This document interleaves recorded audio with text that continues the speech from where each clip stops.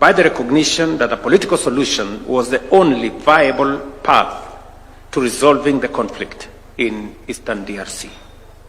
To this end, we called for the urgent merger of the Nairobi and Luanda peace processes into a single, coherent, and harmonized EAC SADC peace process to serve as a comprehensive Africa-led political process to address the underlying issues fueling the conflict.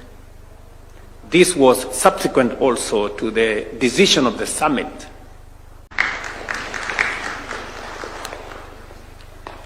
Thank you, Your Excellency. I would now wish to invite His Excellency Dr. William Samoei Ruto, CGH, President of the Republic of Kenya, Chairperson of EAC Summit, and the co-chair of our meeting. Welcome, Your Excellency. Thank you very much.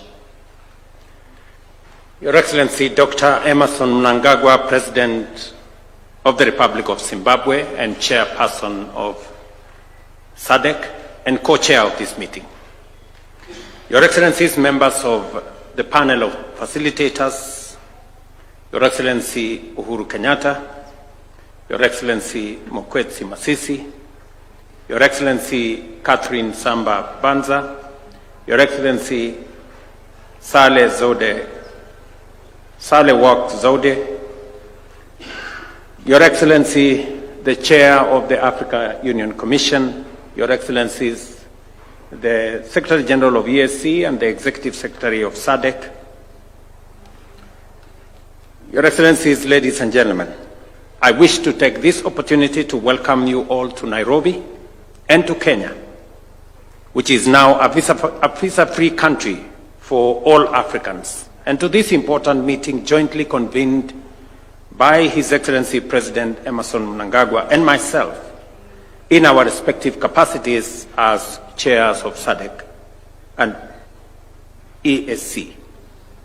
Let me also take this opportunity to once again sincerely appreciate Your Excellencies, the panel of facilitators, for making time out of your very busy schedule to attend this joint meeting, and more importantly, for accepting the responsibility of facilitator of the joint EAC SADC process on Eastern DRC.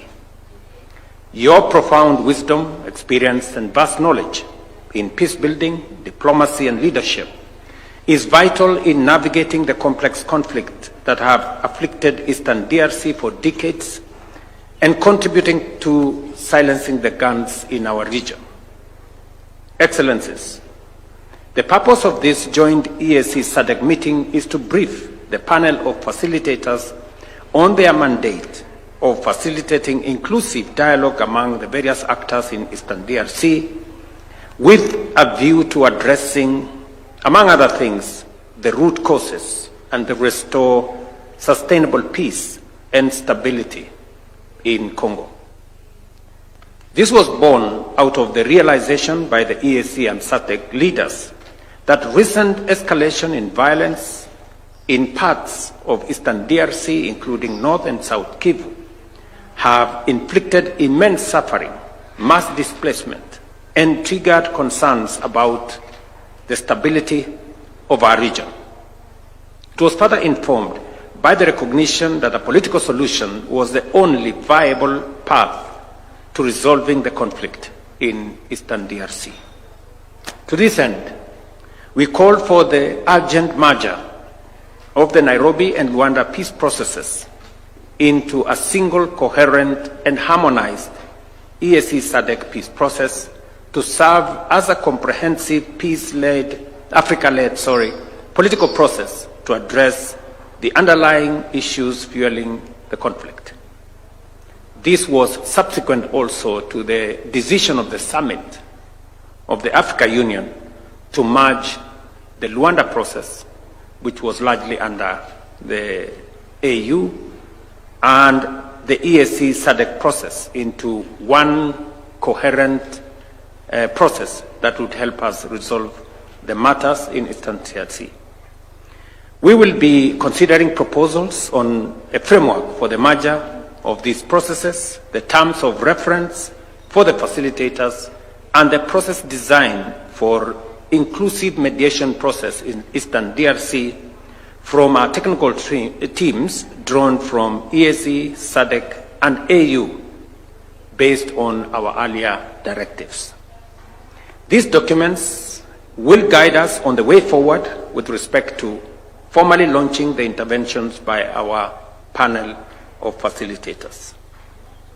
We are encouraged by the emerging extra-regional diplomatic momentum and the key milestones registered through the Washington and the Doha initiatives that have resulted in structured commitments by the primary parties to the conflict in Eastern DRC.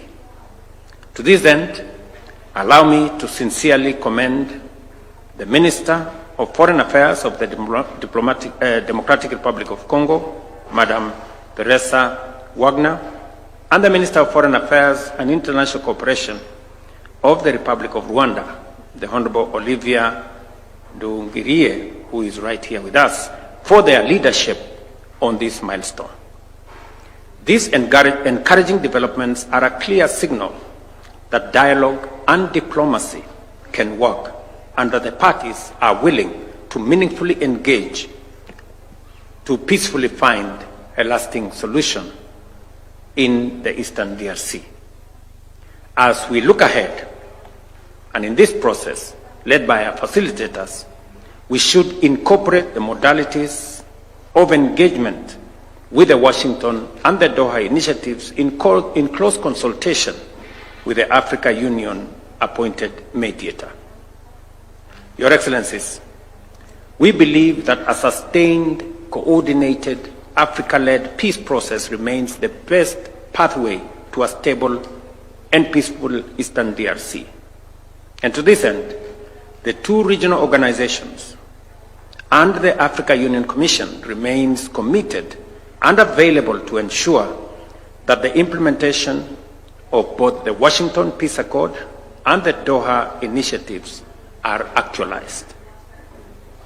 As I conclude, let me reiterate our commitment as joint chairs to providing leadership on this process on behalf of our joint EAC SADC Summit of Heads of State and Government. And we did decide to take the historic step, the first time ever that has happened in this continent, to bring two regional economic blocs together to facilitate the resolution of the process in Eastern DRC, because we realized that this was a situation that was threatening to run out of control and to destabilize the whole region. And that is why both EAC and SADC summits decided to merge into one process so that we can assist the people of Eastern DRC. Excellencies, let us remain committed and solidify our joint strength to ensure that we leave a lasting legacy of peace within Eastern DRC and our region. I thank you.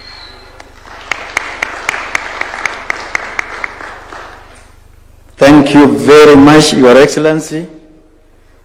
May I take this opportunity to invite His Excellency Dr. Emerson Mnangagwa, President of the Republic of Zimbabwe, Chairperson of SADC, and Chair